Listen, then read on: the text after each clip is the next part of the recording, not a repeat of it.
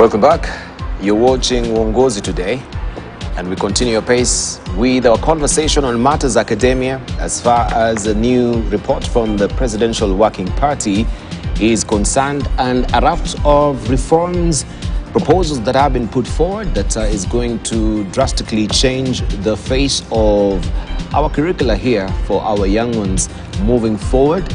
And different facets of the academia has been catered for, looking at the STEMs, looking at the sports as well, and other social sciences issues as well. But before we even head there, there's something that has been exercising my mind since yesterday when I read about it, and I can see there's a latest development there on page 12 of the Daily Nation. Protest at Brown's Cheese after employees forced to undress. And now the managers there, if you're not privy to this particular story, there's a protest from Limuru area, or the protest was yesterday, where they held a demonstration against the alleged mistreatment of female workers at Brown's Cheese Company after it emerged that some employees were forced to undress for inspection. The firm has since suspended 3 of its managers and issued an apology to employees and all Kenyan women after reports that some women had been forced to undress to check if they were on their menses, on their period. And this is so disgusting.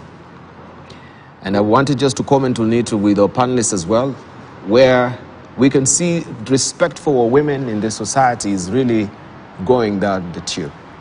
This is someone's mother. This is someone's wife. This is someone's daughter. This is someone's sister. And you as management, why would you actually be stripping off women to check if in their menses? Because, first of all, you had a tampon or a menstrual pad that was thrown in a dustbin somewhere in the office. And if you were really disgusted by that particular sin, did you supply the essential amenities or the disposal facilities that are there for even disposing these sanitary towels? And my question is, it is not about your profit in the organization. It's about the people and how we treat our employees. It's a triple P, the people, the planet, and the profits. It is not enough that these 3 managers should be suspended. I think we need to take issues with Brown Cheese and that particular organization. Stash and staff measures should be actually taken. Feeder should actually pick up on this issue so that they can follow it to the logical extent on why this dehumanizing, denigrating, and reductive sort of treatment was displayed in this particular organization with our women. How deplorable it is. And I want us just to pick up on this, especially from the legal perspective. Do they have avenue to challenge this in court? No, Debal, the issue here is not even the women. The issue here is about human rights. The human rights. The Constitution of Kenya grants every person to have to be treated with dignity, to be treated with honor, to be treated in a manner that does not denigrate them. To undress anybody, whether a boy or whether a man or a woman, in public for whatever reasons, is totally unacceptable. It's a violation of their privacy. So that what we saw happening in the Brown Cheese Company, and we are told it's not for the first time. We're told it's something that has been going on. They have been violating people. And again, this is a very extreme case where women managers are exercising these violations on fellow women. Surely, you do not have to address anybody to tell them or for you to know whether or not they are in their menses. It's a violation. It's a very private thing. And whatever they were trying to find out did not justify any action that they took against those women. As you rightly observed, knowing that you have women, or knowing that you have workers of different needs, both men and women, the need for disposal of sanitary towels or disposal of used men's facilities should be something that's integral. Just like you go to a hotel and there's a way in which it encourages you to dispose certain things differently and certain things differently. So for me, it is the failure of the company to provide for amenities that can ensure that people in different circumstances are conveniently catered for. I mean, you think about disability, thinking about disposal of even disposable diapers, for example, because there are people who need them for obvious medical reasons and so on. You need to make that provision, not to penalize people for dumping where you think they should not have dumped. So it's not something that we should be entertaining in this country. It is a violation of their rights. It's a violation of their privacy. And you asked, is there any action they can take? Absolutely. They can. Right. Actually sue the company for violating their rights, or for their managers for having violated their rights. And you say you're right. It's not just stopping at the managers. It must also be sanctioned. The company must be sanctioned to have such people in their employment, or indeed to have such a thing happen in its employment, means that they are also not good at ensuring human rights are respected and not violated. Churchill Suba will want to hear from the civil society. You No, of course, Martin has really, put the point home that, what we saw unfold at Brown's Cheese reinforces a very backward and primitive notion about taboos, as that, different African traditions associated with menses, and I think in a modern world where some of us would walk into a supermarket with our school-going children, help them to do shopping, buy sanitary pads, that such a thing should still be happening in Kenya indicates how far we are from bringing to reality the rights of different segments of society, including the right to reproductive health care, because this for me is a reproductive health care issue. In my view, menses is something to be proud of, because it affirms a woman's place in society. It would have been an absurdity, and I've seen, people going to great lengths to find a solution. If, as a lady, you have attained the age when you should be going through your monthly periods, and you don't, it becomes a serious health issue, because it touches on your reproductivity, and so. Seeing such a thing still happening, in my view, confirms that even as much as we claim to have progress as a society, there are still pockets that still associate menses with, a taboo thing, something that, in traditional societies, there are girls, and I think it still happens in some societies, where girls are banished to sit in the forest. Until they are done with the period, so it is something that needs to be condemned.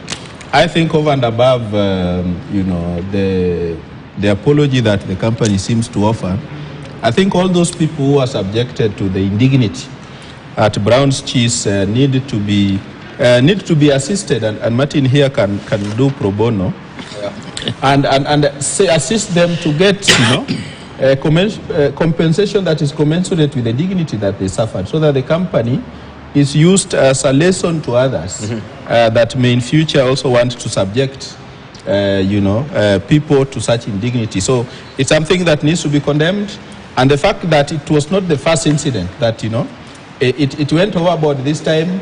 You know, such a large number of people were objected to the indignity.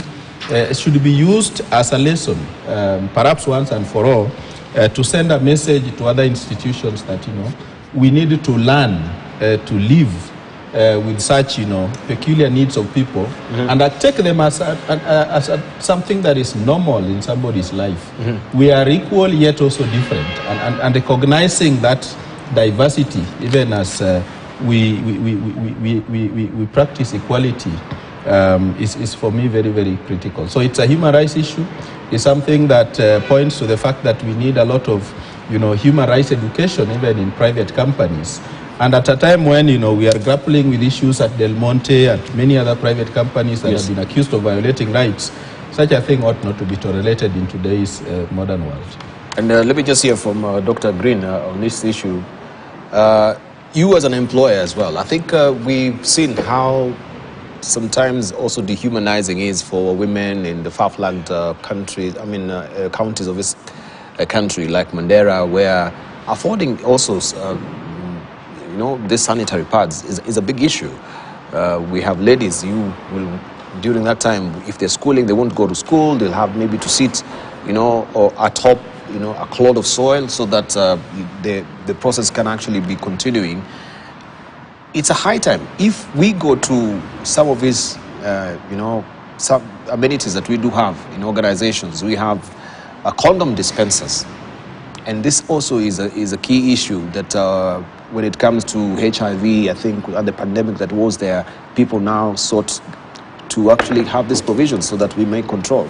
How about when we talk about something as simple as sanitary pad that some people cannot really afford, but that is not also being disposed or not being provided to the organization? I think Senator Orobwa made a display, you know, in Parliament regarding this particular issue that is a critical issue that we need to be concerned about. And there we have this particular case today. You as an employer, how does it change your mindset?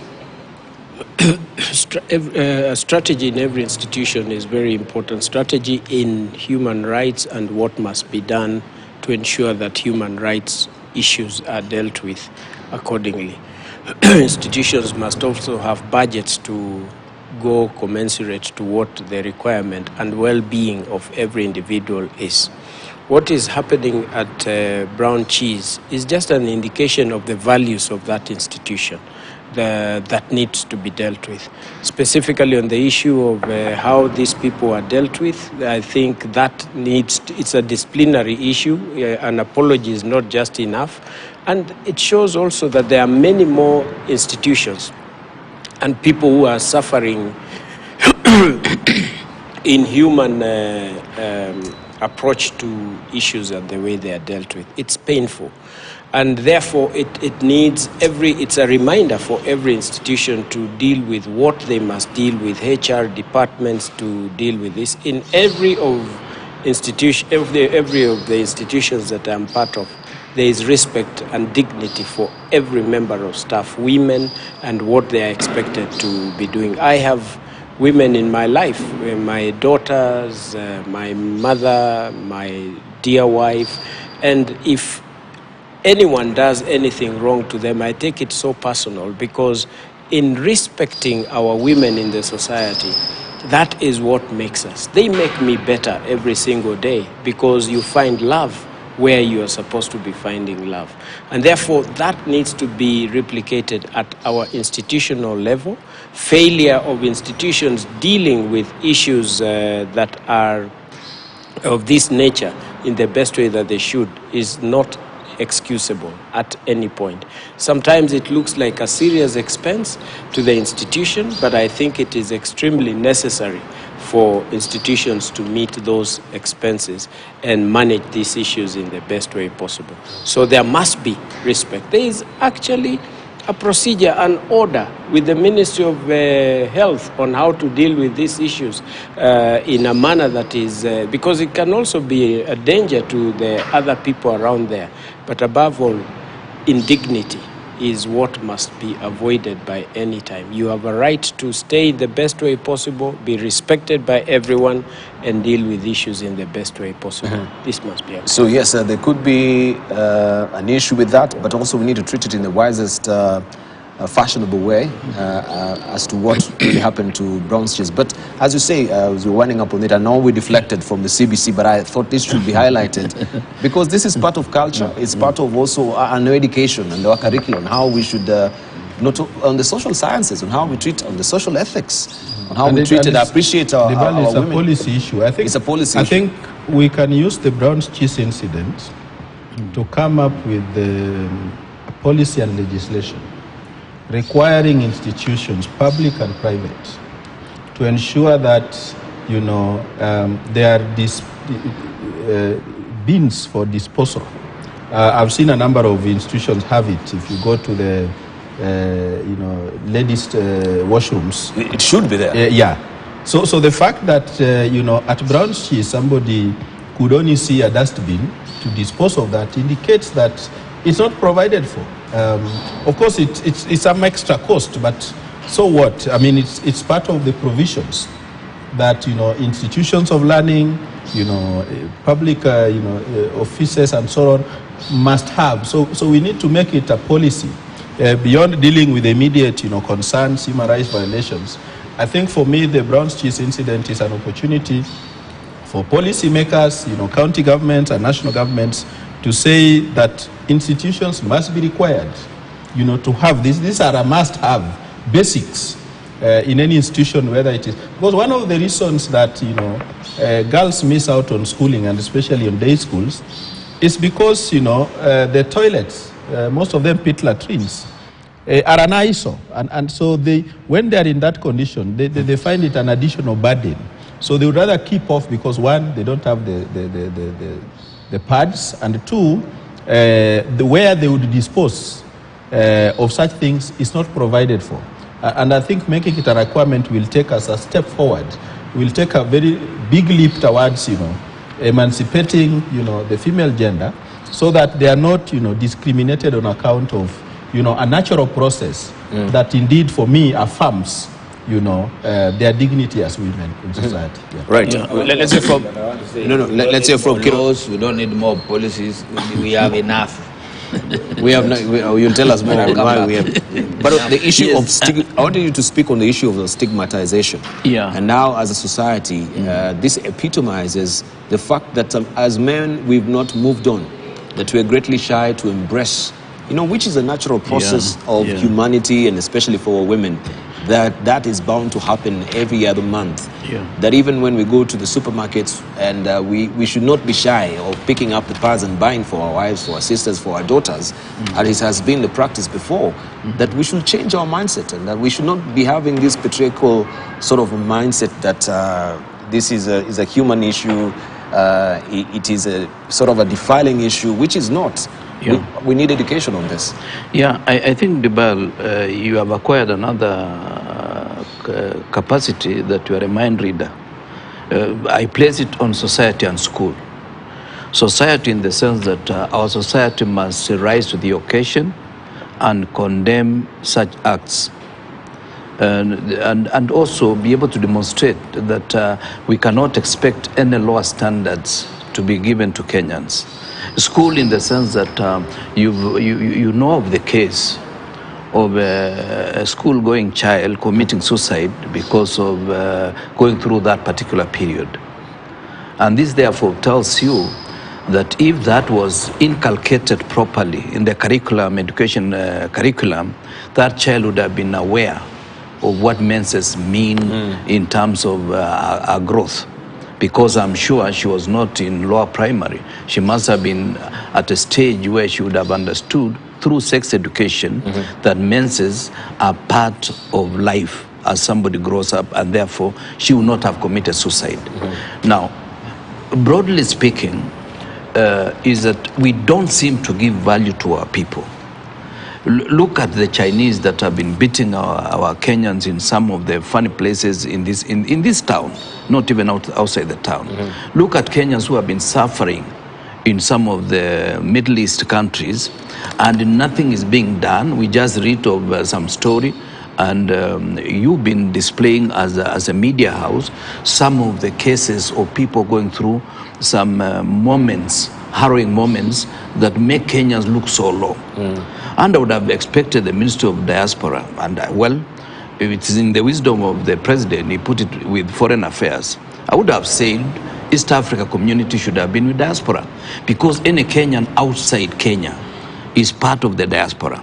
So that the Middle East issue should be really focused, such that let our people who are there be properly recorded and accounted for.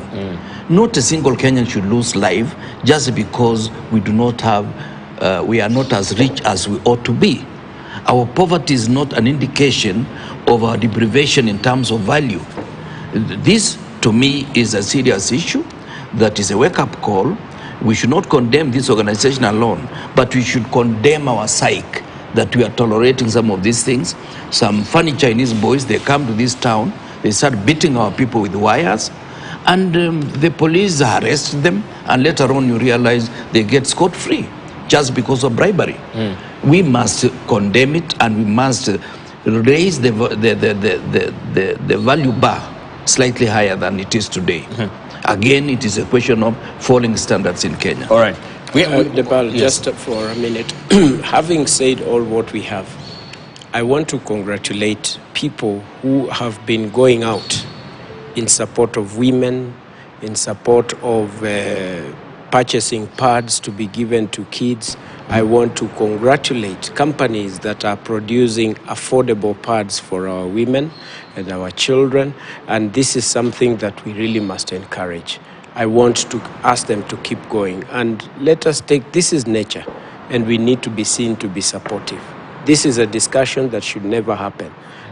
Because it's so confidential. It is about a person, and you can imagine how dehumanizing it is. So whenever you find the ball, anybody who is doing this kind of a project, be it a young girl who is just in need of buying pads to be given to kids in schools, support them. Is there an institution that is producing these things and in an affordable manner, not just the luxury ones? Let us support them. If there are taxes that they can be relieved from, let them be given, because this is what we need to do. Indeed.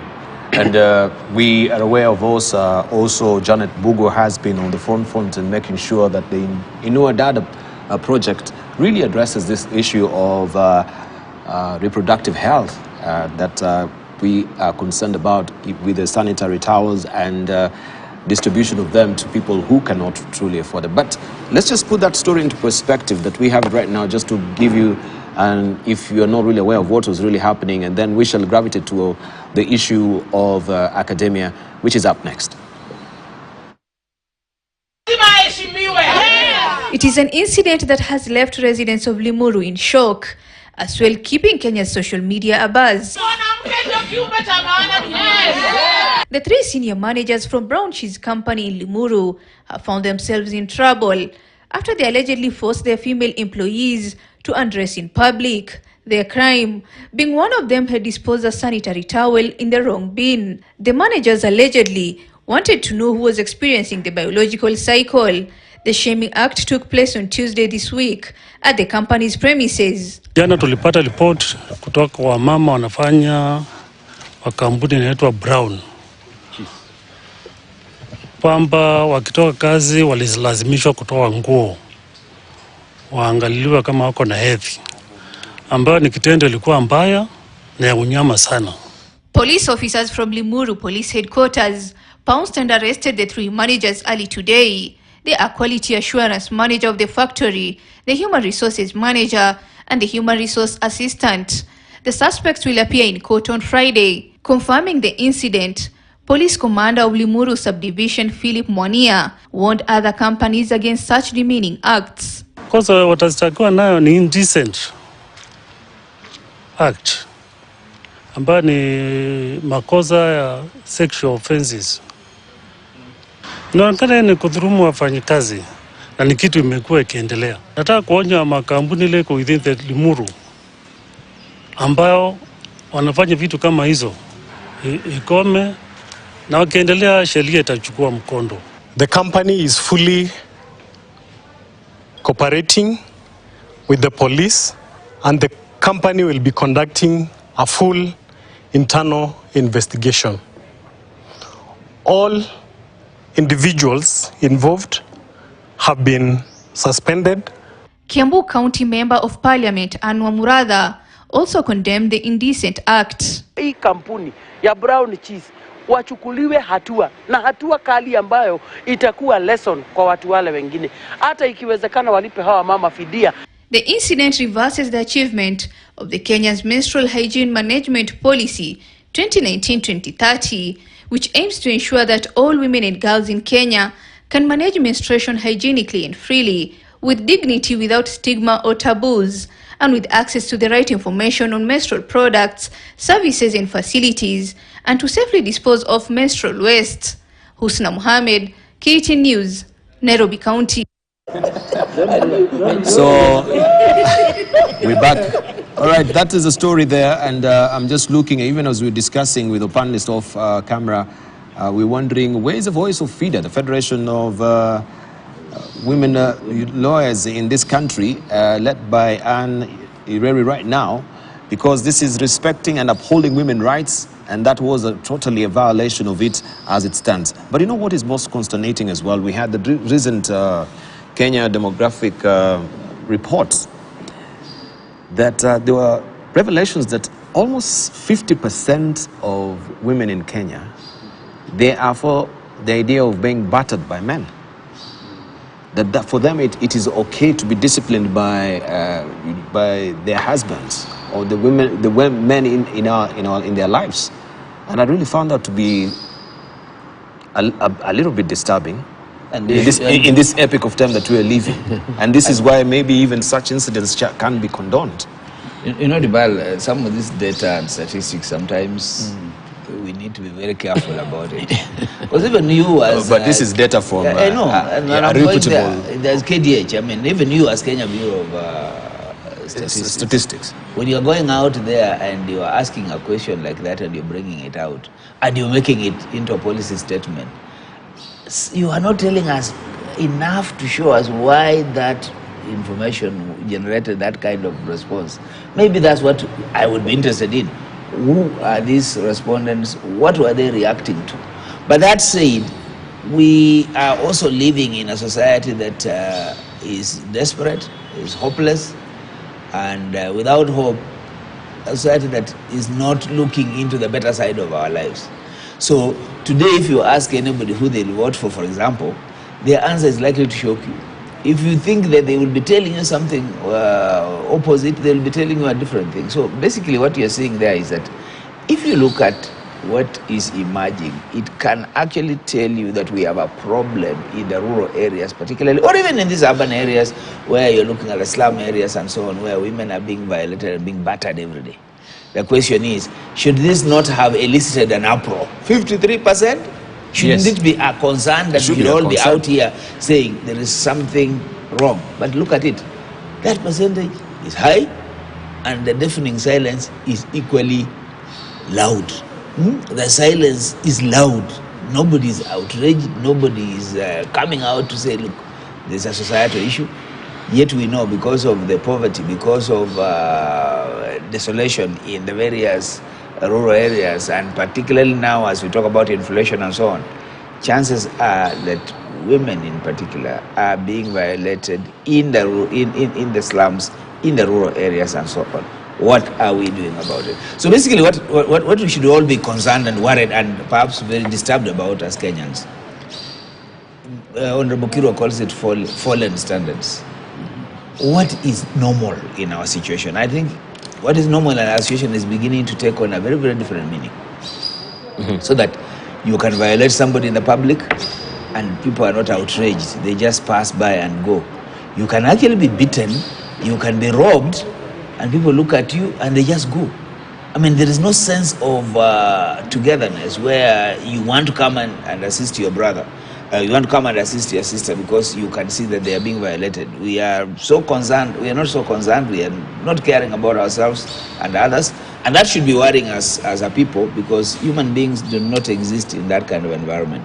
Our salvation, our hope, and our future belongs to our togetherness, to our collective cycle. Indeed, indeed.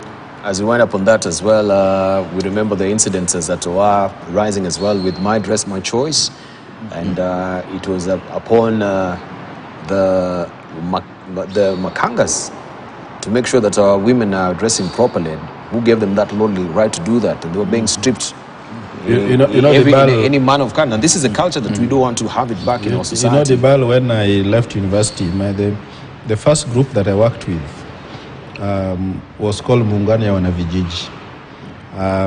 And there was an initiative started by a Catholic priest, Father Carol Hall, who has since gone back to, he was one of the Marinal fathers in the country. He has since gone back to the US. But whenever we interacted with the women who were members of Muungano na Vijiji, they would, advance such arguments that, if you come from the market late and your husband does not raise a voice and even threatens to beat you up or beat you up, then such a husband does not love you. But with the time we discovered, and for me those statistics you are citing are very important, it tells you the extent to which there is still ignorance about rights. And for us as civil society, we use such statistics and when you get it, and of course statistics must be segregated, you get to know which particular locations brought out such results, so that you then come up with the interventions that help to enlighten such segments of population about their rights. Because the reality is that as much as you would think or you want to imagine that everybody is aware of their rights, we on a day-to-day basis see a lot of people protesting haki yetu and so on.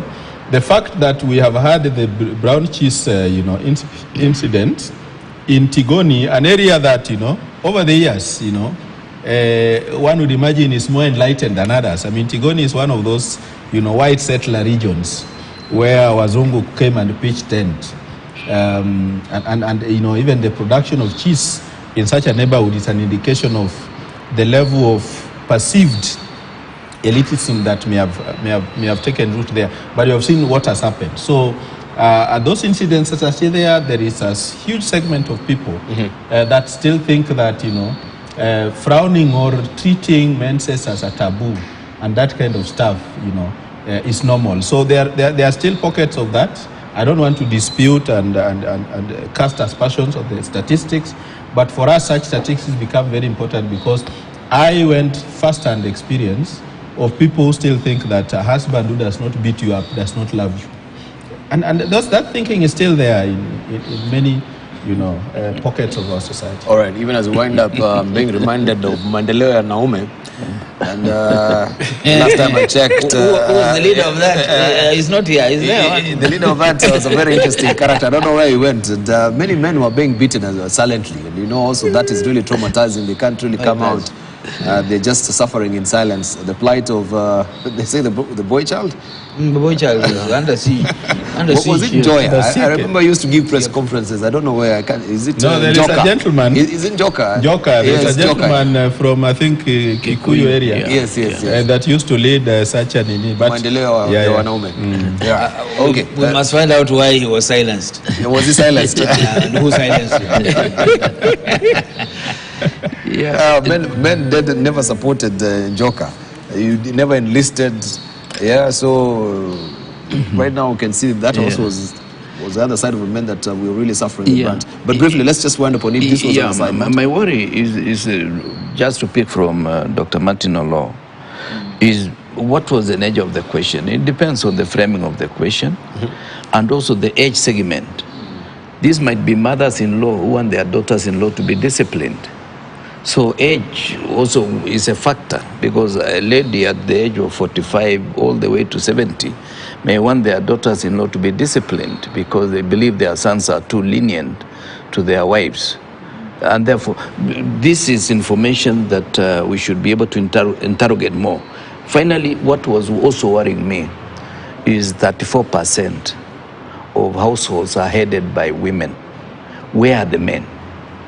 Which means only men are heading 66% of the homes.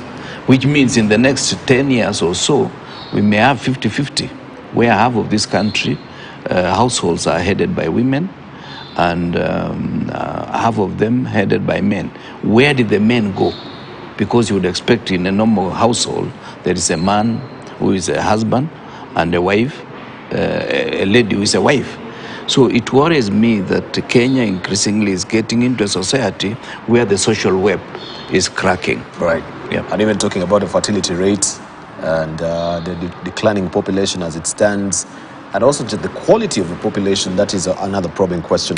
I think we should wrap it up on that particular note. We just go back to where we were. As you wrap it, yes. every statistics is very important in a society. It is that statistics, if you follow through, it will unearth a lot of issues. Why are people okay? Why are women okay being beaten up to that level of 53%? What is leading to that? Is it their empowerment that we need to support? Are they just simply asking for even things like pads to be bought for them and maybe men don't understand? Is it more dresses? Is it more shoes that they're asking for?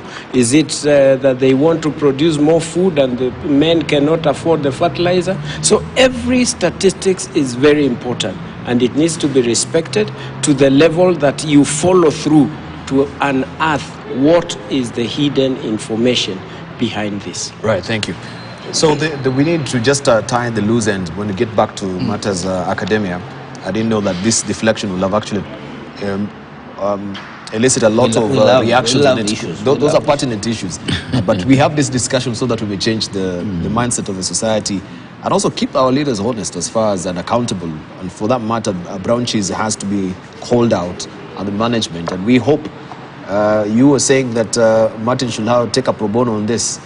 No, brother, I would be very happy to. You say should actually enjoin that as well. The reason I was urging, of course, he says we have enough laws and policies, but do we have it as a policy that every setup in this country must of necessity have, bins for disposal of sanitary? I don't think there's such a policy. We do the plastics, waste disposal management is something that we have in terms of environmental laws, in terms of bylaws of the various county governments. So we do have mechanisms, including just Employment Act, even from there's things that you must provide for. And the last time I checked, occupation and safety and so on regulations. So there is. The last time I checked as well, the county government of Nairobi was to make sure that we have all these bins in our houses, so that we dispose them accordingly. If it's for plastics, it's for Nairobi, the biodegradable. The same city county government walk along our streets. There's no bin for disposing ordinary litter. You see, the thing is, that's what is practical. Forget about Sakaja coming to do PR on TV, and I see him doing a lot of that. There is no bins all over the city of Nairobi. There was a time a private company, I think, partnered with the county government. At some point, all those things were removed because people started stealing them and doing all manner of stuff. There is no bin on the streets of the city. There are some places that are completely not catered for. You just need to cross Tomboya Street to this other commercial site, and people just, throw litter all over the place. You'd want to blame them, but when you look around, you don't see where they can, throw that piece of litter. So the Nairobi City County government should stop doing PR and going to people's homes. Charity begins within the central business district, where there is no place to dispose of litter. Right, thank you. Back to, as we were winding up on the CBC shake-up, we were to discuss issues of sustainability and artificial intelligence and how it should be inculcated in our curricula. I still didn't hear what is happening on the upper reaches of academia, which is higher learning, on how they're going to streamline the CBC, because as much as we're trying to change the curricula here, why then do we need to go to the old archaic curricula that is in our universities?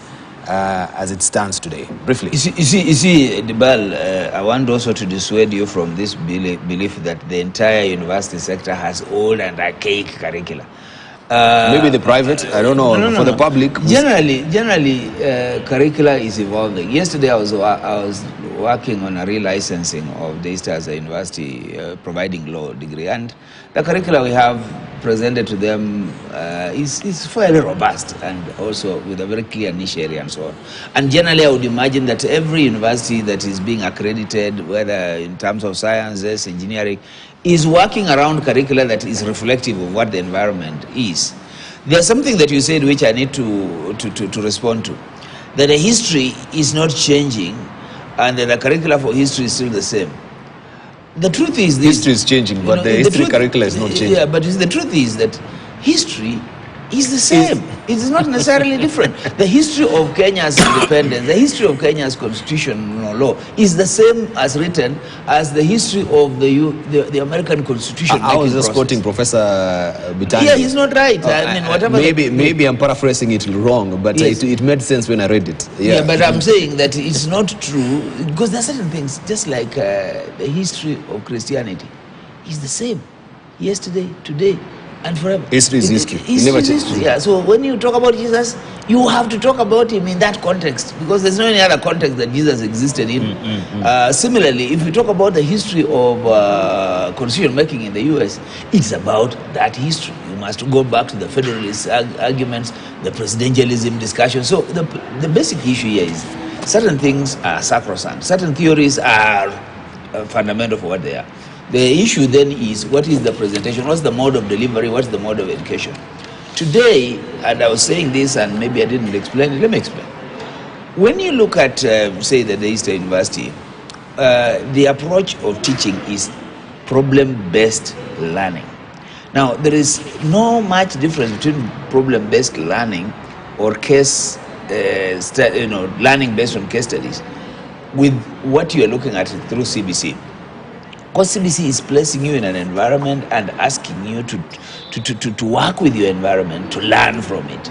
So there is a way in which, yes, universities will have to prepare to absorb the CBC curricula, but more importantly, there is already a movement, even among universities, to begin to contextualize learning based on problem. Now, this is tied back to issues of artificial intelligence. In Australia and other countries, where artificial intelligence is beginning to pick up, the universities are going back to manual systems and insisting that exams have to be handwritten because the temptation of students using artificial intelligence to respond to questions is so high and has been seen to be inimical. It's been seen to be going to go against learning as we know it today. So there will be places where we will go back to basics and try and learn in an environment that is natural before we start being helped by machines and artificial intelligence, wherever it is. Because you also need this basic learning to be able to design those artificial intelligence mechanisms and so on. So I firmly believe that there is now time, and maybe again this is a moving target. Before we start talking about CBC, we are talking about reviewing it. So what do you prepare for on the upper echelons? Today you have a situation where people who have finished primary are still in the primary and they are being called secondary. And those who are still in, who are ahead of them are in primary and they are being told the other ones are in secondary. So we have a situation where we have a problem. We are sending very wrong messages. You can't tell me I'm in secondary and you're taking me back to my primary school. There is no transition, as it were, because transition also has to be real. Just like when you're moving, it's got to be tangible. Intangible, yeah. When you're moving from one age group to another, when you go through initiation, you don't go through initiation and go back to your old clothes. You even change your clothes and change your beddings and change the place you are living. And move to your Simba. And move to your Simba, yeah. And Mheshimiwa here knows that very well because I can see him smiling. Transition is transition. Yes. You don't go backward. So there's a way in which we have sent mixed messages. And it's going to be very costly for us because our young people need to transition. They need to feel this transition. And basically, we have also left them on their own. The teaching is not happening. There are not enough teachers in the primary school. In the meantime, our infrastructure, our monies that we had at the Ministry of Education was spent building that infrastructure in second schools. So that infrastructure in second schools is lying bare, and we are squeezing the infrastructure in primary schools. There must be a way in which we must be accountable, both in terms of how we use our public resources, but in terms of how consistent we are when we're dealing with issues of education. We are sending mixed signals. We are not making it possible for a better level of preparedness, particularly at the university level, to anticipate what to deal with from the primary or from second school. But that said, there is enough attention, there is enough awareness at the public universities or at the university level on what to expect and how to retweak the curriculum. All right. And just on the sustainability aspect of it as well, how should we be in tandem, as Professor Kibwana was raising it, that we're not taking cognizance? Of course, there is environmental sciences when it comes to, also the higher education, but from the lower primary and the secondary, that has not been given much premium. Just briefly, as we take a short break, because that is right up your alley. Yeah, I want first of all to add on what Martin has said and the good work that our universities are doing, and particularly where he is part of, and also want to encourage members of public. There are institutions, one that I am also part of in the name of International Leadership University. Leadership training, I think, is becoming very important at a time like this, and to encourage people to join in the International Leadership University, just like Daystar and other honorable institutions, so that they can add value to what is the gap that we have in our institutions today. Sustainability is very important. And what we talk about in public goes very deep to our own people. The importance of protecting our environment and issues. I unfortunately have not seen what precisely my Professor Kibwana has said, but how much more can it be told? The importance of protecting our environment, sustainability, being entrepreneurs, because we are being driven by greed, not knowing that there is much more that needs to be left behind for the future generation. And it is in that sustainability, how we present ourselves, how we present the subjects, how we bring out the issues so that our children can be able to understand, and targeting what needs to be of priority in our institutions and society to support livelihoods. I think it can't be said any better than what he must have said, because I know him very well and I know what he stands for. Right. But of course, we need to broach the issue of now logging ban that has been lifted by the president. I don't know if also you're towing his line as well. On the other side of the break, what does it really portend, and especially when it comes to climate change and greening